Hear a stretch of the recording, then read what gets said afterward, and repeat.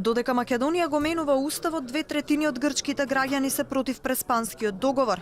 Се помали се и шансите истиот да биде ратификуван во грчкиот парламент.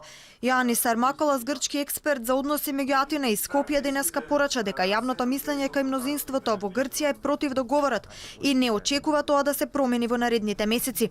Голем дел од грците били убедени дека Македонија имала иридентистички тенденции и тоа ќе излегло на површина ако Атина го ратификува договорот. Honestly, I think the public opinion is overwhelmingly against the agreement, and I don't expect that this will change in the next few months. So, two-thirds of the Greek society are against the agreement, 65%. That cannot change very soon, and I don't think there will be a big majority in the parliament in favor of the agreement. I think if the agreement is ratified in Greece, it will be ratified with a marginal majority, maybe 1 or 2 MPs. Вчера Василијски Килјас, или како што го нарекуваат грчкиот министер за одбрана во сенка, изјави дека Ципрас ги моли партиите Потами и независни грци да не го извисат за потребното мнозинство во парламентот.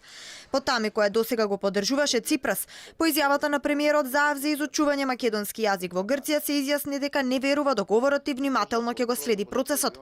За Каминос пак договорот е веќе мртов. Посебен проблем е можноста од предвремени парламентарни избори во Грција, каде премиерот Ципрас и владеачката Сириза речиси немаат шанса за победа, особено со ратификуван преспански договор. Нова демократија е далеку пред Сириза според спроведените анкети.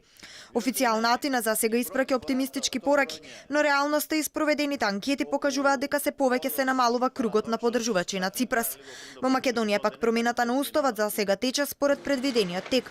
Останува прашањето како би се вратила целата уставна процедура доколку Грција каже не за ратификација на договорот од нивици.